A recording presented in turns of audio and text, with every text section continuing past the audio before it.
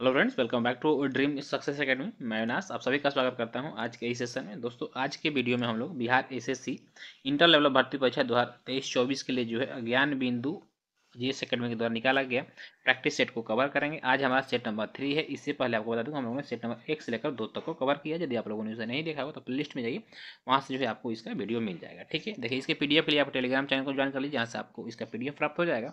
और जो ये प्रैक्टिस सेट है काफ़ी बेटर प्रैक्टिस सेट है। तो यदि आप चैनल पर पहली बार, चैनल को सब्सक्राइब करके बेल आइकन को प्रेस कर लीजिए, क्योंकि बिहार एसएससी के लिए इसी तरह का जो है प्रैक्टिस सेट मैं लाते रहता हूँ। ठीक है, तो चलिए स्टार्ट करते हैं आज का दोस्तों, जैसे कि आप देख रहे हैं सेट नंबर 3 है आपको। ठीक है, क्वेश्चन नंबर 1 देखने से पहले आपसे एक बार मैं रिक्वेस्ट करूंगा कि चलिए एक बार सेशन को पहले लाइक कर दीजिए और वीडियो को पूरा देखिए, क्योंकि क्वेश्चन जो इसमें संकलन है ना, काफ़ी बहुत ही अच्छा क्वेश्चन का संकलन है। देखिए पहला ही क्वेश्चन आपको यहाँ पे रीजनिंग क्या है, जिसमें से आपको बताना है कि इनमें से व्यंजनों असंख्या स्वरों की संख्या के आधार पर परस्पर संबंधित नहीं होना चाहिए। तो जैसे अधिगृहित मतलब क्या होता है? अधिगृहित मतलब प्राप्त करना। अगर किसी चीज़ को हम ग्रहण करते हैं मतलब प्राप्त करते हैं, ठीक है, तो उसी प्रकार जो है आपको लघु का मतलब क्या होता है? छोटा होता है। ठीक है, ऑप्शन नंबर डी बिल्कुल आंसर हो गया। नेक्स्ट क्वेश्चन देखिएगा, संघ लोक सेवा आयोग के अध्यक्ष अधिकतम कितने वर्ष की आयु तक, ठीक है, पद धारण कर सकते हैं? तो सबसे पहले याद रखिए, संघ लोक सेवा आयोग यानी कि union public service commission UPSC की चर्चा कर रहा है। इसकी चर्चा हमारे संविधान के भाग 14 के अनुच्छेद 315 में किया गया है। ठीक है, और इसके जो अध्यक्ष होते हैं उनका कार्यकाल या तो 65 वर्ष का हो सकता है या 6 वर्ष का हो सकता है। ठीक है, होता है इनमें से जो भी पहले पूरा हो जाएगा उनकी कार्यकाल समाप्त माना जाएगा। ठीक है, नेक्स्ट क्वेश्चन देखिएगा कि उस शब्द का युग्म चयन करिए जो ठीक संबंध का निरूपण करता है। आपको रीजनिंग है। जैसे गुड़हल क्या है? गुड़हल एक फूल है। ठीक है, तो कद्दू देखिएगा हमें, कद्दू एक फल हो जाएगा। ऑप्शन नंबर ए आपका बिल्कुल सही आंसर। ठीक है, नेक्स्ट क्वेश्चन देखिए, आज़ादी से लेकर अब तक भारत में रुपए का अवमूल्यन कितनी बार किया गया है? तो सबसे पहले समझिए कि आप ये अवमूल्यन जो होता है, ये अवमूल्यन क्या है? देखिए, अवमूल्यन एक ऐसी मौद्रिक प्रक्रिया है जिसके तहत जो है कोई देश अपने देश की मुद्रा जानबूझकर क्या कर देता है, उसकी वैल्यू कम कर देता। तो मान लीजिए अभी भारत के ही एग्जाम्पल ले लेते हैं। $1 बराबर जो है कितना? 80 रुपये के आसपास से। ठीक है, 80 या 83 रुपये है। ठीक है, $1 बराबर। तो मान लीजिए भारत सरकार इसको $1 का बराबर 100 रुपया कर दिया, तो आपके क्या हो गया? अपने देश की मुद्रा का वैल्यू गिर गया। देखिए, यह ऐसा कि इसलिए किया जाता क्योंकि जब विदेशी मुद्रा भंडार, ठीक है, देश में कम होने लगता है तो इसको बढ़ाने के लिए अवमूल्यन की प्रक्रिया को अपनाया जाता है। इससे क्या होता है कि देश का जो आयात है, ठीक है, आयात बढ़ जाता है। ठीक है, और निर्यात कम होता है, और इससे विदेशी मुद्रा भंडार में देश में अधिक आते हैं। ठीक है, देखिए तो अभी तक भारत में जो अवमूल्यन है 3 बार हो चुका है। कब कब? पहला जो हुआ था यह आपको 1949 ईस्वी में हुआ था, क्योंकि देश तुरंत अभी आज़ाद हुआ था और उस समय पंचवर्षीय योजना बनाने की बात चल रही। तो इससे क्या होता है कि विदेशी ऋण भंडार जो है का बोझ जो है अपने देश में बढ़ते जा रहा था, इसलिए अपने देश की मुद्रा का अवमूल्यन किया गया था। पहला कितने बार? पहले 1949 ईस्वी में। ठीक है, दूसरा याद रखिएगा, दूसरा जो हुआ था 1900 आपको ये 66 ईस्वी में हुआ था, क्योंकि 1962 ईस्वी में भारत चीन युद्ध हुआ था और 1965 ईस्वी में भारत पाक का युद्ध हुआ था, और उसी समय 1966 का अकाल भी पड़ा था। तो इससे जो देश की आर्थिक अर्थव्यवस्था थी वो पूरी तरह से चरमरा गई थी, इसलिए विदेश 1966 में दूसरी बार अवमूल्यन किया गया, और तीसरी बार जो अवमूल्यन किया गया सन 1991 ईस्वी में किया गया था, क्योंकि उस समय जो है पूरा विश्व जो है आर्थिक मंदी के दौर से गुजर रहा था। तो भारत की भी अर्थव्यवस्था पूरी तरह से जो है कमजोर हो गई थी। तो फिर 1991 में आपको तीसरी बार अवमूल्यन किया गया था। अभी तक भारत में मुद्रा का जो है अवमूल्यन 3 बार किया जा चुका है, इसे याद रखिएगा। जितना भी मैंने फैक्ट बताया वो सभी फैक्ट जो है काफ़ी इंपॉर्टेंट है। नेक्स्ट क्वेश्चन है कि हाल ही में आथुर पान का पता को भौगोलिक संकेत प्राप्त हुआ, यह किस राज्य से संबंधित है? याद रखिए, यह तमिलनाडु से संबंधित है। ठीक है, अगला क्वेश्चन देखिएगा कि नेपाल किस वर्ष एक संघीय लोकतांत्रिक गणराज्य बना?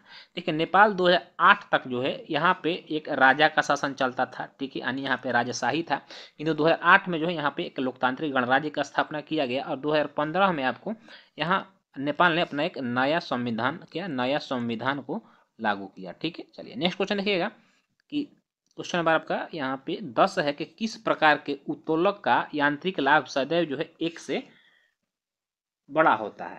तो यह जो है आपको द्वितीय श्रेणी के उत्तोलक का लाभ जो है सदैव 1 से बड़ा होता है। निम्नलिखित में से कौन सा अचालक नहीं है? ठीक है, देखिए अचालक इसमें से कौन सा नहीं है? तो सेलेनियम जो है यह अचालक नहीं है, यह आपको क्या है? यह एक अर्धचालक है। ठीक है, क्या है, अर्धचालक है। अब देखिए चालक, अर्धचालक, अचालक क्या होता है आपको बताते हैं।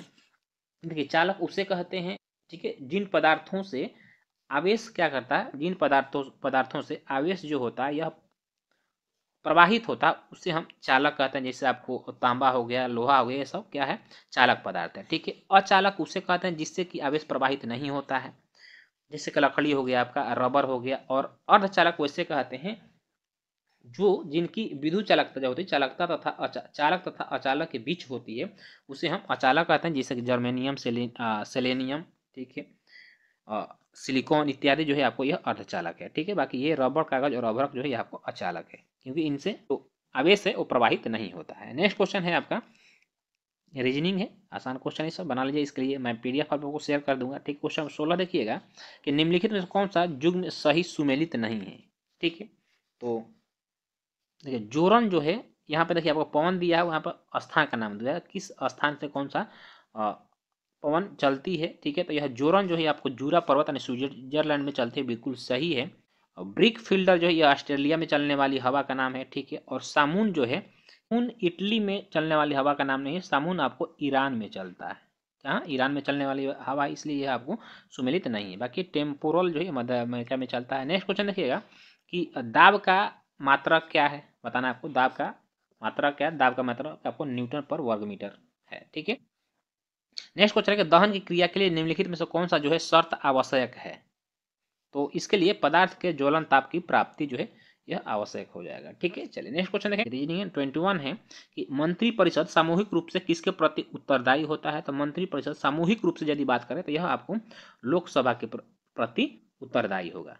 ठीक है, यदि व्यक्तिगत रूप से मंत्री व्यक्तिगत रूप से यदि उत्तरदायी की बात करें तो यह फिर यह राष्ट्रपति के प्रति उत्तरदायी होते हैं, किंतु सामूहिक रूप से लोकसभा के प्रति उत्तरदायी होते हैं। ठीक है, देखिए संविधान के अनुच्छेद 74 है, इस पर प्रधानमंत्री की नियुक्ति की बात करता है, अनुच्छेद 74।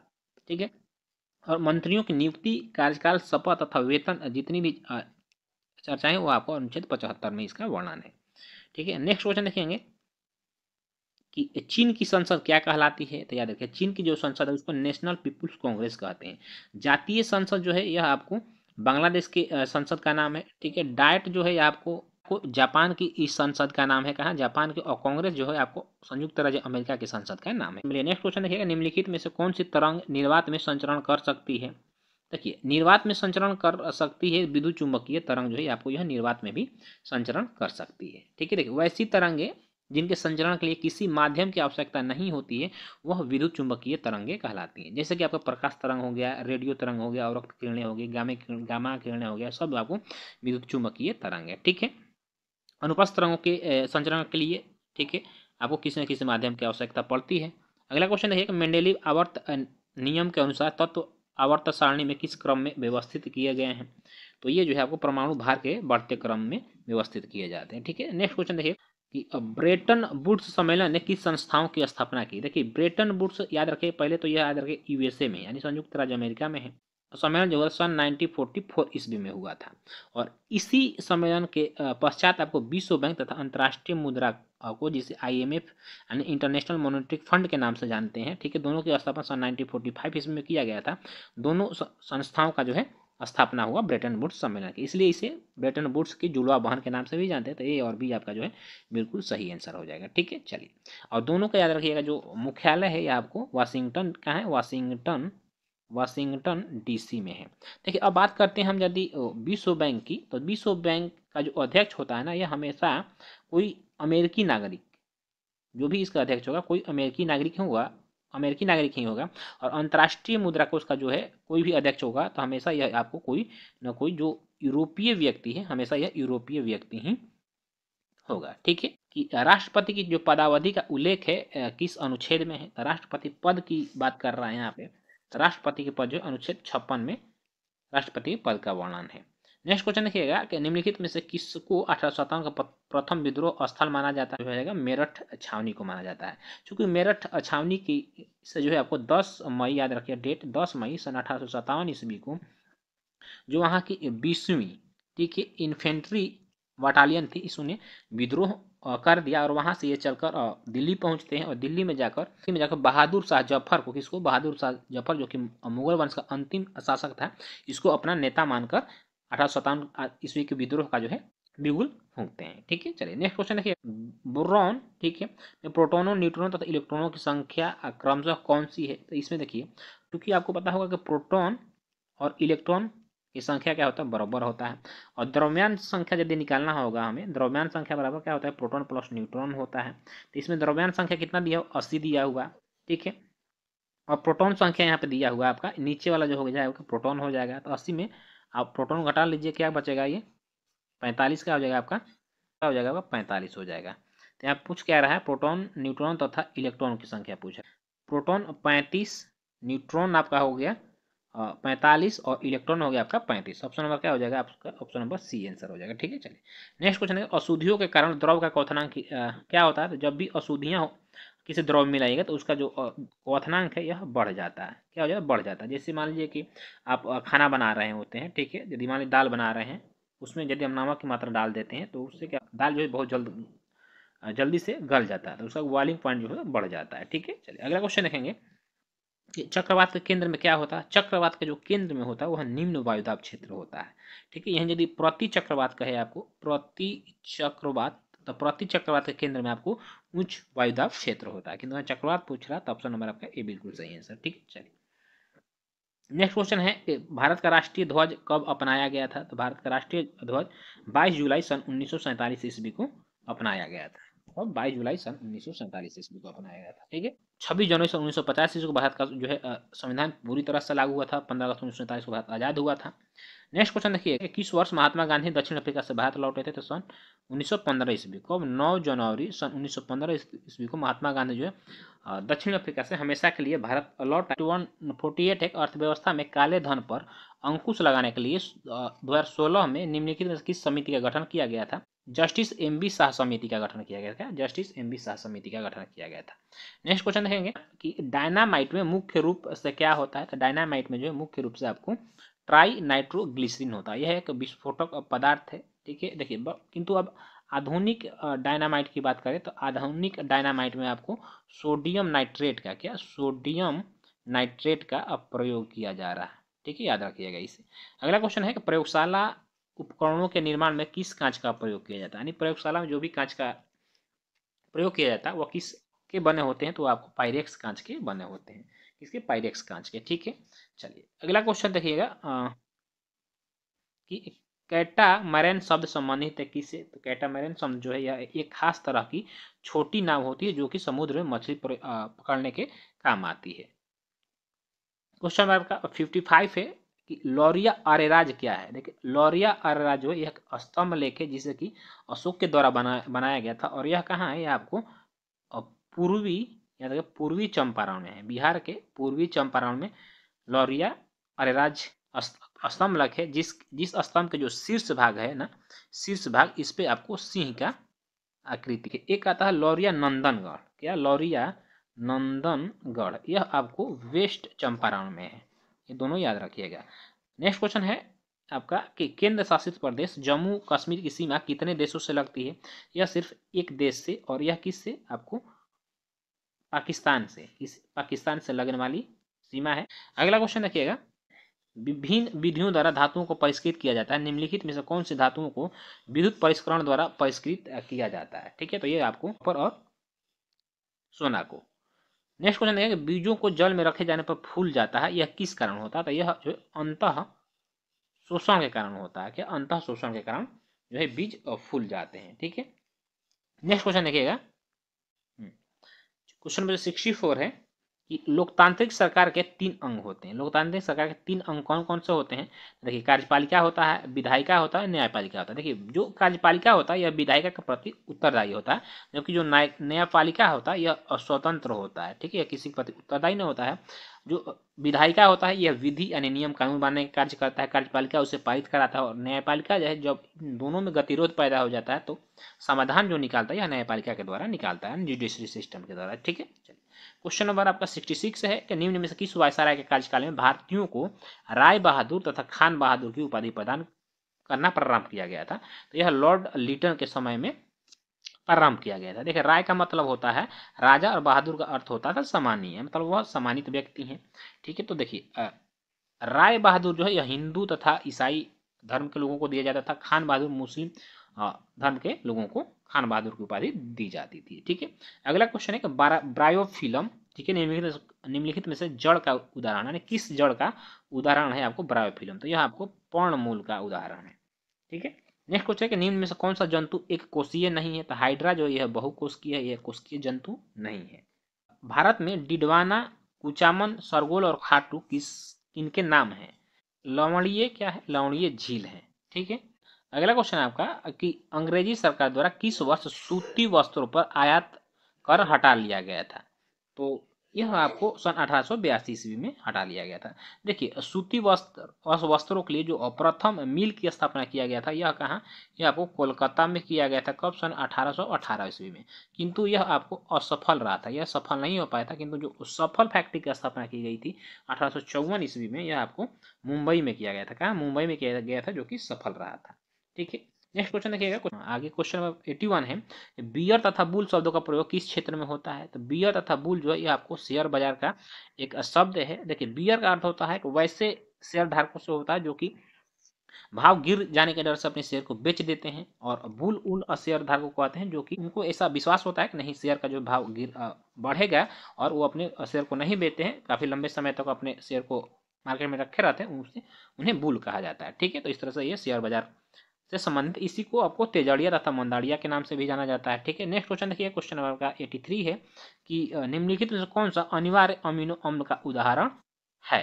अनिवार्य अमीनो अम्ल का जो उदाहरण है इसमें से देखिए जो ग्लूटामिन है, यह एक अनिवार्य अमीनो अम्ल है। जैसे कि पता होगा आपको अमीनो अम्लों की संख्या कितनी है? 20 है, जिसमें से 10 जो अमीनो अम्ल है अनिवार्य होते हैं, और 10 जो होते हैं अन अनिवार्य होते हैं। ठीक है, नेक्स्ट क्वेश्चन है कि मस्तिष्क की एक कड़ी कला द्वारा ढका होता है, जिससे क्या कहा जाता है, तो इसे जो है आपको ड्यूरामेटर कहा जाता है। ठीक है, आपको बता दूं कि जो मस्तिष्क का वजन होता है लगभग यह 1400 ग्राम के आसपास होता है। ठीक है, मस्तिष्क की जांच के लिए ईजी जो है कराया जाता है, और ईजी का फुल फॉर्म जो है आपको कभी कभी पूछ देता है, तो याद रखिए इलेक्ट्रोएन्सेफेलोग्राम होता है। नेक्स्ट क्वेश्चन देखिए, क्वेश्चन नंबर आपका 86 का राजराजेश्वर मंदिर कहाँ स्थित है, तो यह आपको तंजावुर में स्थित है, और इसको बनवाया था किसने? राजराजेश्वर मंदिर को राजराज प्रथम ने बनवाया था। ठीक है, रहा था राज्यसभा के सेवानिवृत्त होने वाले सदस्यों के संबंध में निम्न में से कौन सा कथन सत्य है? उनका पुनः मनोनयन नहीं हो सकता, यही आपको जो है कथन, ये तो गलत है। वे मात्र 2 ही बार पुनः मनोनीत हो सकते हैं, या कितनों बार भी मनोनीत हो सकते हैं।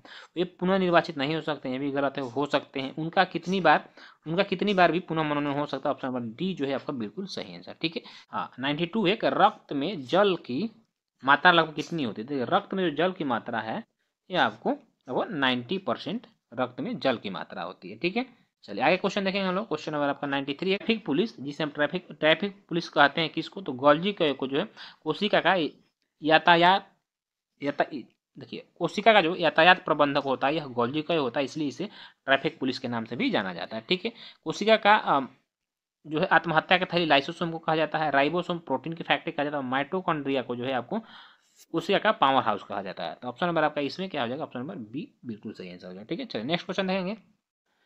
वैदिक काल में वर्ण व्यवस्था किसने प्रतिपादित किया था? वर्ण व्यवस्था जो दिया था यह महर्षि मनु के द्वारा दिया गया था। ठीक है, चलिए नेक्स्ट क्वेश्चन देखिए, विषम इसमें से आपको चयन करना है। क्या है? Mouse, scanner, keypad, monitor. Monitor जो है यह देखिए आउटपुट डिवाइस है, जबकि माउस, स्कैनर, कीपैड जो है इनपुट डिवाइस है। ठीक है, चलिए नेक्स्ट क्वेश्चन देखिएगा कि विषम, इसमें भी आपको चयन करना, इसमें से जो आपका विषम हो जाएगा आलोचना को छोड़कर बाकी ये आपको एक दूसरे के पर्यायवाची कि भारत में निम्नलिखित में किसके अंतर्गत पंचायती राज्य प्रणाली की व्यवस्था की गई है? तो जो पंचायती राज प्रणाली है यह आपको राज्य के नीति निर्देशक तत्वों के अंतर्गत इसका वर्णन किया गया, और जो आर्टिकल 40 है इसमें पंचायती राज की जो है व्यवस्था की गई है। देखिए राज्य के नीति निर्देशक तत्वों की यदि हम बात करते हैं संविधान के, ठीक है, भाग 4, ठीक है, भाग 4 के अनुच्छेद 36 से लेकर 51 तक में इसका वर्णन है, और इसे जो है आयरलैंड के संविधान से, कहाँ से? आयरलैंड के संविधान से डीपीएसपी लिया गया। एक प्रकार से देखिए ये भी जो है आपको मौलिक अधिकार ही होता है, किंतु यह क्या होता है कि यह पूरी तरह से राज्य के ऊपर डिपेंड करता है कि राज्य आपको दुल्हस्ती परियोजना, देखिए काफी इंपॉर्टेंट क्वेश्चन है, याद रखिए बढ़िया से। दुल्हस्ती परियोजना किस नदी पर स्थित है? दुल्हस्ती जो परियोजना है यह आपको चेनाब नदी पर स्थित है। किस नदी में? चेनाब नदी पे, ठीक है। ब्यास नदी पर जो है आपको पोंग बांध है, कि जो है पोंग बांध, यह ब्यास नदी के तट पे है। झेलम नदी के तट पर यदि बात करें, उरी जो परियोजना है, ठीक है, उरी बांध यह आपको झेलम नदी के तट पे है। नेक्स्ट क्वेश्चन देखेंगे कि सन 1941 ईस्वी में द्वितीय विश्व युद्ध के दौरान किन घटनाओं के कारण जर्मनी और उसके साथी राष्ट्रों की हार हुई थी? जर्मनी का रूस पर आक्रमण तथा जापान का पर्ल हार्बर पर आक्रमण के कारण जो है आपको जो धुरी राष्ट्र है उसकी हार हुई थी। ऑप्शन नंबर आपका क्या हो जाएगा इसमें से? ऑप्शन नंबर सी बिल्कुल सही आंसर, ठीक है। नेक्स्ट क्वेश्चन देखिएगा, ये आपको रीजनिंग है। अगला क्वेश्चन देखेंगे, हाँ यहाँ पे देखिए सूची 1 को सूची 2 के साथ सुमेलित कीजिए और सूचियों के नीचे दिए कूट का प्रयोग करके सही उत्तर चुनना है। मनुष्य का, यह देखिए सूची 1 में दिया है मनुष्य दिया और यहाँ पे उसका और यहाँ पे वैज्ञानिक नाम दिया हुआ, ठीक है। तो मनुष्य का जो वैज्ञानिक नाम है देखिए उससे होमोसेपियंस है। बाघ का जो वैज्ञानिक नाम है पैंथरा टाइग्रिस है। मोर का पावोक्रिस्टेसस और मेढक का राना टिग्रीना। तो ए का 4 हो गया, बी का 3 हो गया आपका, ठीक है। ए का 4, बी का 3, सी का 1। ऑप्शन नंबर जो है ए आपका सही आंसर है। नेक्स्ट क्वेश्चन है कि भारत में सर्वाधिक क्षेत्र में फैले वन है, यानी भारत में किस तरह के वन जो है सर्वाधिक मात्रा में पाए जाते हैं? तो उष्ण कटिबंधीय पर्णपाती वन पाए जाते हैं। देखिए जिस क्षेत्र में 100 से 200 सेंटीमीटर तक वर्षा होती है वैसे वनों को उष्ण कटिबंधीय पर्णपाती वन कहते हैं, ठीक है। 109 नंबर आपका जो है यह रीजनिंग का प्रश्न है, ठीक है। 110 देखेंगे, भारतीय संविधान में प्रारंभ में मौलिक कर्तव्यों का प्रावधान नहीं था, ठीक है, सही बात है। संविधान संशोधन द्वारा संविधान के किस भाग में इसका समावेशन किया गया? देखिए जब हमारा संविधान बना था उसमें मौलिक कर्तव्य हमारे संविधान में नहीं था। इसे फिर आपको भाग 4 के ए में जो है जोड़ा गया था, क्यों? 42वां संविधान संशोधन जो कि 1976 ईस्वी में सरदार स्वर्ण सिंह समिति की सिफारिश पे मौलिक कर्तव्य को जोड़ा गया था। मौलिक कर्तव्य की जो अवधारणा है आपको रूस के संविधान से लिया गया है और उस समय जो है आपको अनुच्छेद 51 के क में इसे रखा गया है। जब इसे जोड़ा गया था उसमें सिर्फ 10 मौलिक कर्तव्य थे, किंतु 11वां मौलिक कर्तव्य को 2002 में 86वें संविधान संशोधन के तहत जोड़ा गया और 11वां मौलिक कर्तव्य जोड़ा गया और उसमें कहा गया कि 6 वर्ष से लेकर 14 वर्ष तक के बच्चों की शिक्षा के लिए माता पिता जो है उनका यह कर्तव्य है कि वो उनके जो प्राइमरी शिक्षा है उसे सुचारू रूप से कराएं, ठीक है। चलिए नेक्स्ट क्वेश्चन देखिएगा, ब्रिटिश सम्राट के अधीन नियुक्त भारत का प्रथम वायसराय कौन था? तो भारत का जो प्रथम वायसराय था यह लॉर्ड कैनिंग था। भारत का अंतिम गवर्नर जनरल यदि आपसे कहे तो वह भी आपको लॉर्ड कैनिंग हो जाएगा, क्योंकि देखिए 1857 ईस्वी का जो क्रांति हुआ था, 57 क्रांति के बाद जो गवर्नर जनरल का पद था उसे समाप्त करके वायसराय पद का सृजन किया गया था। लॉर्ड डलहौजी जो है इसने डॉक्ट्रिन ऑफ लैप्स की नीति अपनाई थी। जॉन लॉरेंस की हम लोग बात करें तो जॉन लॉरेंस जो है इसने अहस्तक्षेप, याद रखिए अहस्तक्षेप की नीति अपनाई थी, ठीक है। चलिए नेक्स्ट क्वेश्चन देखेंगे कि हमारे सौर मंडल में निम्न में से, ठीक है, किस ग्रह के पास एक भी चंद्रमा नहीं है? चंद्रमा एक भी चंद्रमा नहीं मतलब एक भी उपग्रह नहीं है। तो यह जो है आपको बुध के पास जो है एक भी उपग्रह नहीं है। किस किस का? बुध ग्रह के पास और शुक्र ग्रह के पास जो है एक भी आपको उपग्रह नहीं है, ठीक है। देखिए मंगल ग्रह को लाल ग्रह के नाम से जानते हैं। पृथ्वी, मंगल और बुध ये तीनों जो है आपको आंतरिक ग्रह के अंतर्गत आ जाते हैं, ठीक है, क्योंकि यह सूर्य के काफी। अब बात आती है कि आंतरिक ग्रह किसे कहते हैं? आंतरिक ग्रह जो है वैसे ग्रहों को कहते हैं, ठीक है, जो कि सूर्य के काफी नजदीक हो, ठीक है, और वह ठोस रूप में अवस्थित होते हैं। तो जैसे कि बुध, मंगल और पृथ्वी जो है यह शुक्र के नजदीक है, इसलिए आपको पार्थिव ग्रह में आते हैं। शनि जो है बृहस्पति, शनि, यूरेनस तथा नेपच्यून यह आपको बाह्य ग्रह के अंतर्गत आते हैं। नेक्स्ट क्वेश्चन रहेगा कि वे लोग, ठीक है, जो मक्के को अनाज में लेते हैं उन्हें किस प्रकार का रोग होता है? उन्हें पेलाग्रा नाम का रोग हो जाता है। विटामिन B3 की कमी से पेलाग्रा रोग होता है और इसका जो रासायनिक नाम है याद रखिए यह नियासिन है, ठीक है। विटामिन A की कमी कारण रतौंधी होता है। बेरी बेरी विटामिन B1 की कमी कारण आपको बेरी बेरी रोग हो जाता है। नेक्स्ट क्वेश्चन है कुट्टू का आटा प्राप्त होता है किससे? तो जो कुट्टू का आटा है यह आपको फाइगोपाइरस से जो है प्राप्त होता है, ठीक है।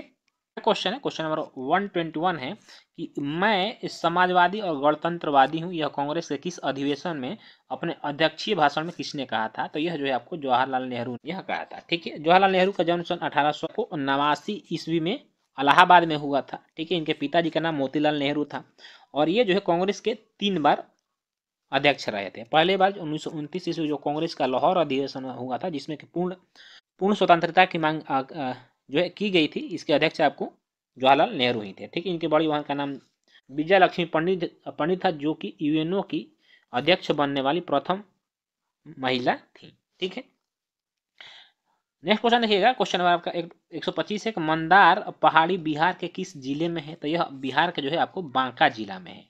ठीक है, और इसके पीछे एक ऐसा मान्यता है कि जब समुद्र मंथन हो रहा था तब समुद्र को मथने के लिए जो है आपको मंदार पर्वत का ही प्रयोग किया गया था राक्षसों तथा देवताओं के द्वारा। ठीक है, चलिए क्वेश्चन नंबर अगला है कि भारत में वरीयता का सही क्रम चुनना है। तो देखिए, सबसे पहले तो आपको राष्ट्रपति हो जाएंगे, फिर उपराष्ट्रपति हो जाएंगे, प्रधानमंत्री हो जाएंगे, इसके बाद जो है प्रधानमंत्री के बाद देखिए राज्यों के राज्यपाल हो जाते हैं, फिर भूतपूर्व राष्ट्रपति। ऑप्शन नंबर सी जो है आपका सही आंसर है, क्रम वाइज यदि इसे सजाइएगा तो। ठीक है, चलिए नेक्स्ट क्वेश्चन देखिएगा, भारतीय संविधान अनकही कहानी के लेखक कौन है? तो भारतीय संविधान अनकही कहानी के लेखक जो है राम बहादुर रॉय हैं। ठीक है, प्रीति सुनोय की यदि बात करें तो इन्होंने एक पुस्तक लिखा है द प्लेस कॉल्ड होम, और संयुक्ता दास ने लॉकडाउन लिरिक्स लिखा है। क्या? लॉकडाउन लिरिक्स नामक पुस्तक संयुक्ता दास के द्वारा लिखा गया है। नेक्स्ट क्वेश्चन है, निम्नलिखित में से किस देश की मुद्रा का नाम पेसो है? तो अर्जेंटीना का जो मुद्रा है इसका नाम आपको पेसो है। क्वेश्चन नंबर 134 है कि फुटबॉल के गेंद का वजन लगभग कितना होता है? तो 450 ग्राम फुटबॉल के गेंद का वजन होता है। क्रिकेट गेंद का जो है वजन कितना होता है? याद रखिए, ये है 155 से लेकर 60-62 यानी 155 से लेकर 163 ग्राम तक होता है। नेक्स्ट क्वेश्चन है आपका, इनमें से कौन सी भाषा जो है संयुक्त राष्ट्र द्वारा मान्यता प्राप्त नहीं है?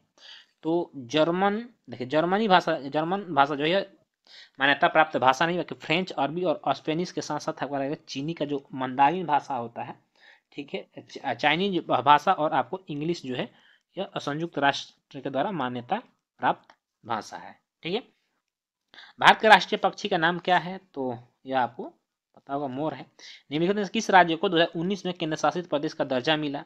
यह जम्मू एंड कश्मीर को मिला। जम्मू कश्मीर पहले आपको एक राज्य के रूप में था, ठीक है, किंतु जो 2019 में जम्मू का कश्मीर तो 370 था धारा, इसको हटाकर इसे 2 केंद्र शासित प्रदेशों में विभक्त कर दिया गया, और जम्मू कश्मीर पुनर्गठन अधिनियम के तहत जो है लद्दाख को एक अलग टेरिटरी बना दिया गया और जम्मू कश्मीर को एक अलग टेरिटरी बना दिया गया। ठीक है, चलिए नेक्स्ट क्वेश्चन है कि लेनिन का उत्तराधिकारी कौन था? तो लेनिन का जो उत्तराधिकारी था यह आपको स्टालिन था। ठीक है, सुभाष चंद्र बोस अंतर्राष्ट्रीय हवाई अड्डा कहाँ है? यह आपको कोलकाता में। इंदिरा गांधी अंतर्राष्ट्रीय हवाई अड्डा कहाँ है? यह दिल्ली में है। नेक्स्ट क्वेश्चन रहेगा, 26 नवंबर जाना जाता है किस रूप में? तो संविधान दिवस के रूप में जानते हैं, यानी राष्ट्रीय विधि दिवस के रूप में 26 नवंबर को मनाया जाता है। नेक्स्ट क्वेश्चन है, दुनिया का जो है सबसे लंबा रेलवे पुल किस नदी पर बनाया गया? तो यह आपको चिनाब नदी पे बनाया गया, और यह जो है अब जम्मू एंड कश्मीर में है। इसकी यदि ऊंचाई की हम बात करते हैं तो इसकी ऊंचाई 359 मीटर है। कितना? 359 मीटर है। ठीक है, क्वेश्चन नंबर 142 है कि सुप्रीम कोर्ट के फैसले के अनुसार कौन सा मौलिक अधिकार जो है राज्य या उसकी इकाइयों के अलावा अन्य व्यक्तियों के खिलाफ भी लागू किया जा सकता है? तो अनुच्छेद 19 और 21 जो है लागू किया जा सकता है। क्वेश्चन नंबर देखिएगा 143 के जुलाई 2023 में जारी हेनले पासपोर्ट इंडेक्स 2023 में भारत किस स्थान पर रहा? तो भारत जो है आपको 80वें स्थान पे रहा है। पहले पे आपको कौन है? पहले पे आपको जापान है। नेक्स्ट क्वेश्चन है, India struggle for independence Gandhian era पुस्तक के लेखक कौन है? तो इस पुस्तक जो है आपको वी रामा सुब्रमण्यम के द्वारा लिखा, जो कि एक पूर्व जस्टिस रह चुके हैं। नेक्स्ट क्वेश्चन है कि न्यू डेवलपमेंट बैंक के नए अध्यक्ष कौन बने हैं? तो न्यू डेवलपमेंट बैंक के जो नए अध्यक्ष हैं आपको डिल्मा रूसेफ बने हैं। यह याद रखिएगा कि ब्राजील के पूर्व राष्ट्रपति H3N2 इन्फ्लुएंजा वायरस से भारत में पहली मौत जो है किस राज्य में हुआ था? यह आपको कर्नाटक में जो पहली मौत हुई। नेक्स्ट क्वेश्चन है कि ऑस्कर अवार्ड 2023 में बेस्ट एक्ट्रेस का अवार्ड किस अभिनेत्री ने जीता है? तो जो बेस्ट अभिनेत्री यहाँ आपको मिशेल योहो है। ठीक है, नेक्स्ट क्वेश्चन है कि वंदे भारत एक्सप्रेस का संचालन करने वाली पहली महिला लोको पायलट कौन बनी? तो आपको सुरेखा यादव बनी है। यह भारतीय रेलवे में जो है सन 1988 ईस्वी में जो है रेल ड्राइवर बनी थी, और यह जो है वंदे भारत चलाने वाली पहली महिला रेलवे लोको पायलट बनी है। क्वेश्चन 149 भूतपूर्व महेंद्र गिरी, ठीक है, सितंबर 2023 को लॉन्च किया गया। यह भारतीय नौसेना के प्रोजेक्ट 17A के तहत एक स्टील फ्रिगेट है। तो यह जो है आपको 7वें नंबर का है, और इसे याद रखिएगा मझगांव डॉकयार्ड द्वारा बनाया गया है। क्वेश्चन नंबर 150 है, कैबिनेट की नियुक्ति समिति ने रेलवे बोर्ड की पहली महिला अध्यक्ष और सीईओ के रूप में किसे नियुक्त किया गया। देखिए ये जो है रेलवे की पहली महिला सीईओ और अध्यक्ष हैं, कौन है, तो आपको जया वर्मा सिन्हा। इनका सम्मान जो है बिहार के, याद रखें, बिहार के आरा जिला से है। ठीक है, तो दोस्तों इस तरह से 150 प्रश्नों का जो है ये सेट पूरा समाप्त हो गया। आपको आज का सेशन जो है कैसा लगा कमेंट करके जरूर बताइएगा। अच्छा लगा तो अपने दोस्तों में शेयर करिएगा। और इसी तरह के डेली जो है आपको प्रैक्टिस सेट पाने के लिए यदि चैनल पर पहली बार, चैनल को सब्सक्राइब करके बेल आइकन को प्रेस कर लीजिए ताकि इस तरह का प्रैक्टिस सेट आपको मिलता रहे। ठीक है, तो फिर मिलेंगे इसके नेक्स्ट एपिसोड में। जय हिंद, वंदे मातरम।